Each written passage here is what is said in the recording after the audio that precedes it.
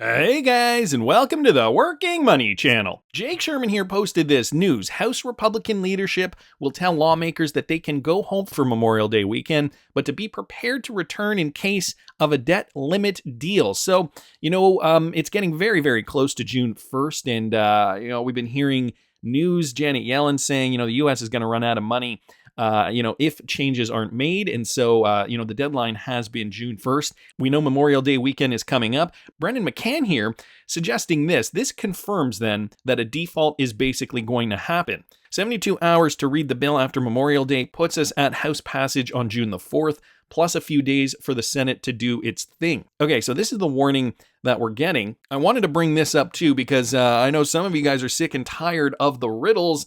But Mr. Poole posted this, Fitch knows, back in 2022, and we've been talking about, the Great Reset and, the U.S. running out of money, printing money like it was nobody's business, rising inflation for the last couple of years now, basically since the beer flu. And so Mr. Poole posted this about a year ago, and to give you guys some context here, I'm pretty sure he's talking about Fitch Ratings. So they're an American credit rating agency, and it's one of the big three credit rating agencies, the other two being Moody's and Standard & Poor's. It is one of the three nationally recognized statistical rating organizations designed by the U.S. Securities and Exchange Commission in 1975, but they were initially founded in 1913. So these guys have been around for a while. And so check this out. Fitch did place US's AAA on rating watch negative. This just came out yesterday, guys, Wednesday, May the 24th. And one of the key rating drivers, debt ceiling brinkmanship. The rating watch negative reflects increased political partisanship that is hindering reaching a resolution to raise or suspend the debt limit, despite the fast approaching X date when the U.S. Treasury exhausts its cash position and capacity for extraordinary measures without incurring new debt. Fitch still expects a resolution to the debt limit before the X date. However, we believe risks have risen that the debt limit will not be raised or suspended before the X date, and consequently that the government could begin to miss payments on some of its obligations. The brinkmanship over the debt ceiling, failure of the U.S. authorities to meaningfully tackle medium-term fiscal challenges that will lead to rising budget deficits and a growing debt burden signals downside risks to U.S. creditworthiness. So this is now the most recent update here from Fitch, coming out yesterday, a negative rating, as we are getting this news. And Mr. Poole did warn us a year ago, whether it was this update from Fitch or, even just keeping our eyes on the pulse of the American economy. I do think there is something to be said about this. Of course, we've got other countries around the world subverting the use of the US dollar. Michael Branch here bringing this to our attention. Apparently, there's a huge portion of trade that's already going on between Russia and China. They're carrying out most of their settlements in yuan and ruble, and that equates to about, 70%? Yeah, 70% of settlements between Russia and China conducted in national currencies. Around 70% of cross-border settlements between the Russian Federation and the People's Republic of China are already carried out in their national currencies, the ruble and the yuan, respectively, according to Russia's Prime Minister, Mikhail Mishustin. During talks in Beijing with the Chinese counterparts, Li Qiang, he highlighted the positive trends in trade relations between the two countries in a number of areas, stating, quoted by the RIA Novosti news agency. And here's a quote, guys. I'm sure that this year we will not only fulfill the task set by the heads of state to increase mutual trade by $200 billion ahead of schedule, but we will also exceed this milestone. Mishustin emphasized the strategic nature of bilateral cooperation in the energy sector. And here's a quote. Russia ranks first in oil supplies to China. Exports of natural gas, coal, and electricity are growing, the official detailed, while also noting the expanding work in the field of peaceful atom. The Russian premier also stressed that in new geopolitical conditions, the development of transport and logistical route passing through the Russia-Chinese border is one of particular importance, pointing out that the two nations are accelerating the development of the necessary infrastructure to increase cargo transportation. So Russia and China, they are not stopping. They are already apparently conducting, a lot of this trade, 70%. I'm wondering why it's not 100%, to be honest, and what that 30% actually is, if it's still US dollars or if it's something completely different.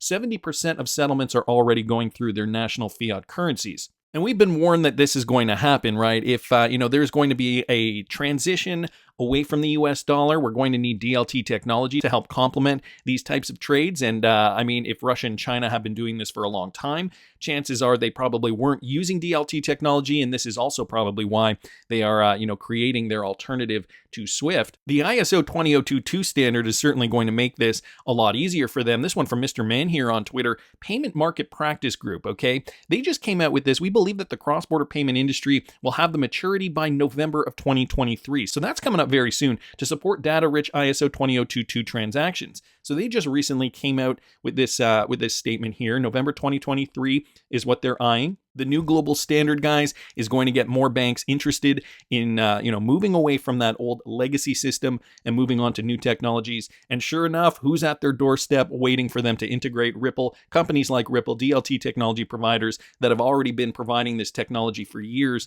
to their competitors. So, here's what we're getting now from PMPG. And we're also getting more updates and user news from Ripple partners like Dlocal, guys. This one from the Wrath of Kahneman. Ripple user Dlocal has received payment licenses in Rwanda, Kenya, Nigeria, and South Africa. So an update with regards to African implementation of RippleNet technology through this particular Ripple customer. So Dlocal is a technology-first payment platform enabling global enterprise merchants to connect with billions of consumers in emerging markets. And today they announced the Central Bank of Kenya and the National Bank of Rwanda granted Dlocal their respective payment service licenses. This new payment service license comes on the heels of Dlocal's intention to fuel growth in the region. It's funny, I hadn't heard too much about Dlocal as of late. But I do know that they are a Ripple partner, so I'm glad to hear that they are, still making moves. So they're growing in the region as merchants continue to signal strong demand in these markets. Also, the Central Bank of Nigeria has granted Dlocal a payment service license. The payment service license allows Dlocal to facilitate payments and improve the technological experience for their merchant customers. Dlocal can now process local payments quickly and easily directly through acquiring banks or institutions without relying on a third-party provider and while ensuring regulatory compliance. So now they can leverage the power of RippleNet and XRP to facilitate these transfers legally in these countries with this banking license, because that's, I guess, part of the problem, right? When you're dealing with cross-border transfers, you might have the technology to be able to do it, but the world is still so regulated. And so, a lot of these countries have to still come in line with what those, with what those regulations are. And the companies have to adhere to those regulations if they want to do legal business in said country. Africa is also one of those huge untapped regions too, right? Down here it says Africa continues to show tremendous untapped e-commerce opportunity, and people in Kenya, Nigeria, and Rwanda are encouraged to use digital payments more often by new regulations and payment opportunities. So this was coming from the head of expansion at Dlocal. The regulatory payment framework in emerging countries has varied significantly, receiving payment service provider licenses in all three countries. This is a great milestone in our mission to be truly a local payment provider partner for our global merchants, and the license advances our objective to leverage the scalability of our technology to broaden our geographic footprint in Africa. So that's the other thing, leverage our scalability and broaden our geographic footprint. Of course, they already have the ability to do this with RippleNet and DLT technology, but they probably were hampered to a degree just because, the regulations still weren't 100%. And so, they've still been waiting. Now they've got the go-ahead. They've got the green light. Meanwhile, in the United States, we are still waiting on a verdict from a ridiculous lawsuit in order to give cryptocurrency that go-ahead, namely XRP, in order for Ripple to make moves in the United States, the biggest economy in the world. Well, Ripple has continued making moves regardless, guys. They just purchased shares of Bitstamp, through Pantera, I believe. Yeah, it was Pantera. This one coming from Wheezy at Nerd Nation Unboxed. They purchased the Bitstamp shares previously owned by Pantera Capital, an American investment firm specializing in digital assets and digital asset-focused companies. This strategic move reflects Ripple's strong drive for expansion, evident through its ongoing growth-oriented endeavors. Investment management firm Galaxy Digital Holdings recently disclosed the development in its latest quarterly report, and Galaxy Digital was the one who actually advised Pantera to sell its Bitstamp shares to Ripple in the first quarter of this year.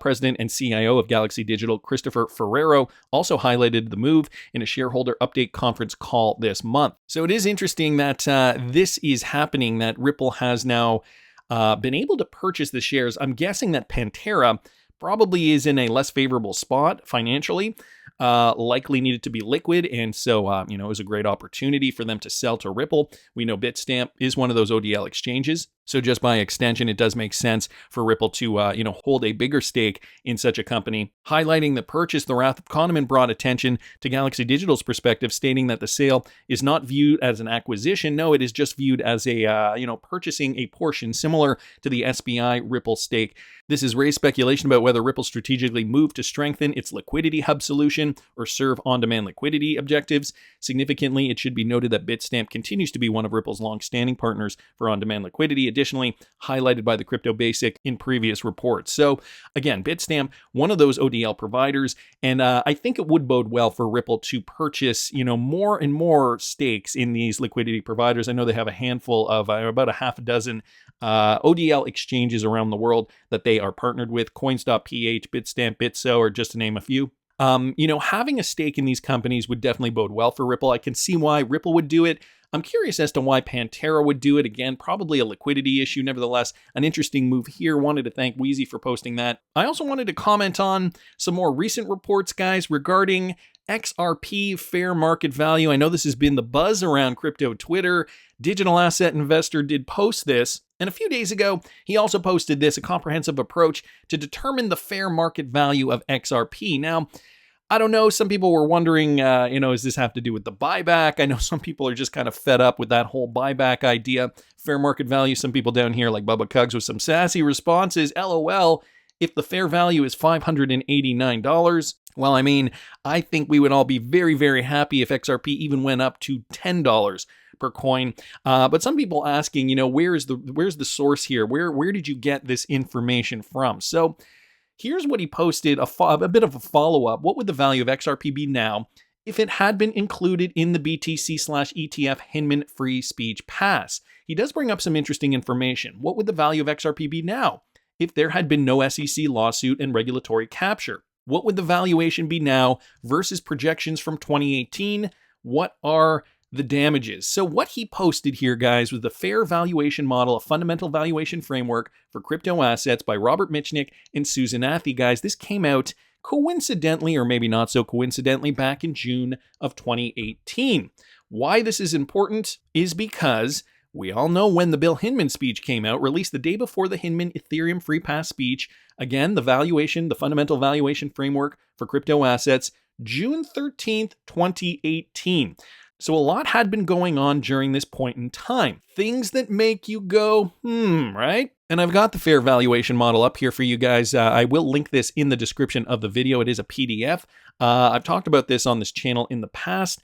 As you guys know about the author, Susan Athey was an economics and technology professor at the Stanford Graduate School of Business. She also serves on the board of directors at Ripple Labs, at least back then she did. And Robert Mitchnick is an MBA candidate at the Stanford Graduate School of Business. He spent time with Ripple in the summer of 2017. Prior to Stanford, Robbie spent 3 years at CPP Investment Board in public marketing investment and principal credit investment. So these two have a lengthy resume, and Robert Mitchnick, I did a video on him maybe about a year ago now.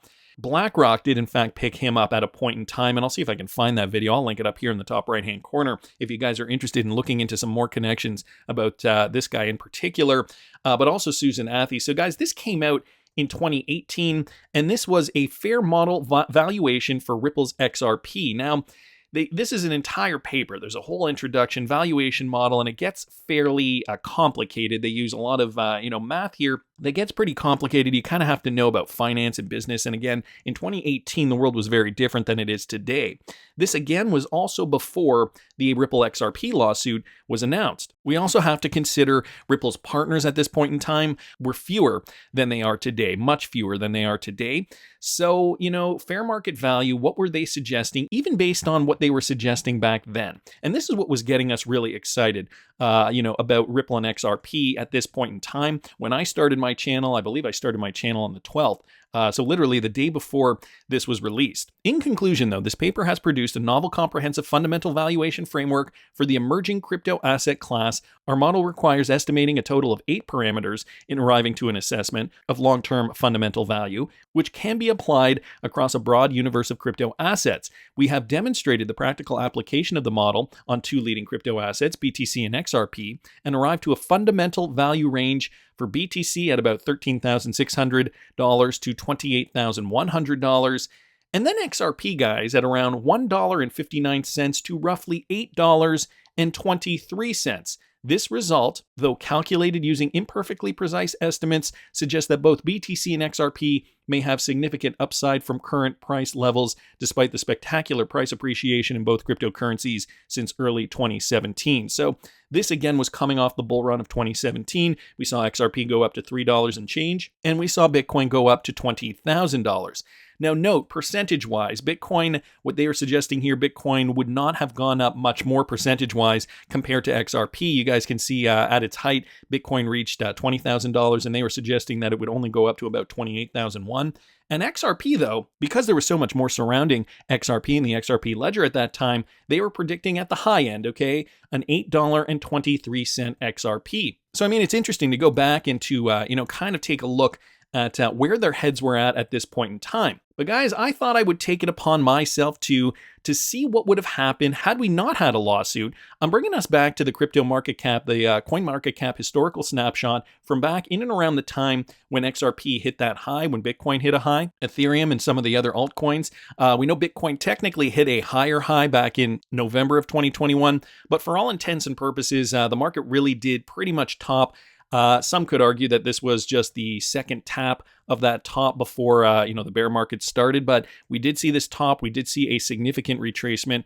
Bitcoin double tapped, and then it finally moved down during the bear market. And, when we look at other cryptocurrencies like XRP, we know XRP did top in and around that same time in April of 2021. Let's just bring up Ethereum here real quickly.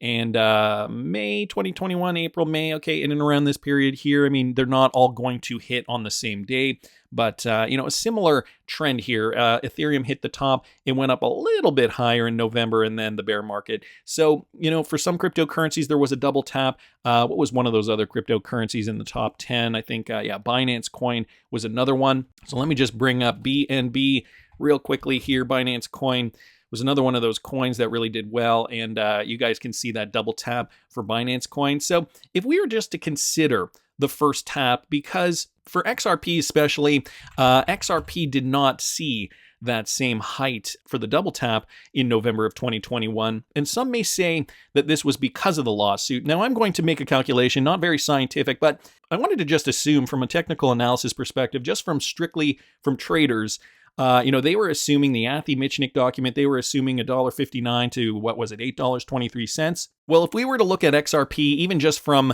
this perspective here, guys, and we were to take, because this was the time the lawsuit was announced, okay, this is when we saw that significant drop for XRP, and then it took us a little while to get back up. So it took us about a couple of months just to get back to the point where we dropped from. So, I mean, essentially, and I've said this on this channel, this could have been avoided. And if this had been avoided, where could XRP have gone? So, again, a very unscientific approach to this, but I just wanted to see how much we actually did lose and where price could have gone had this not happened. So we had to get back up another 364%, okay? Basically 350, 360, 65, whatever. I'm not going to split hairs here, but give or take, that is the amount that we lost. So if we were to just assume that we did go up higher, okay, in this bull run, and this first move up here brought us in and around, 360% higher, give or take, okay, that would have taken XRP price to roughly $9, all right? Give or take $9. And guys, even if we bring a Fibonacci here, I just wanted to throw a fib on here to see if that actually would have hit. Wow. So it wouldn't have necessarily brought XRP up to the 4.236.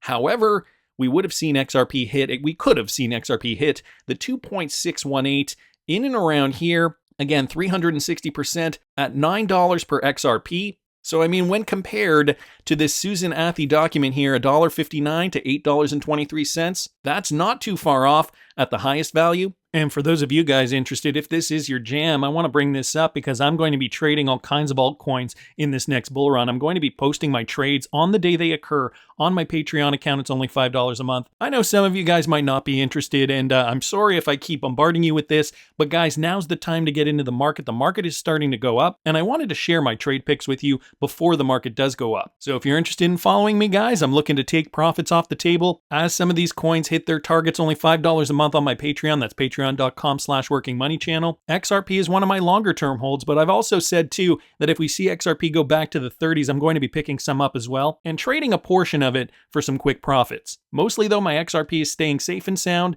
until we see those all-time highs. I can only imagine where we'll see XRP go in this next bull run. That's just my opinion, but I want to hear what you guys think. Please subscribe to the channel if you haven't already. Like the video if you like the content I'm providing. I always love hearing your comments. See you in the next one, guys.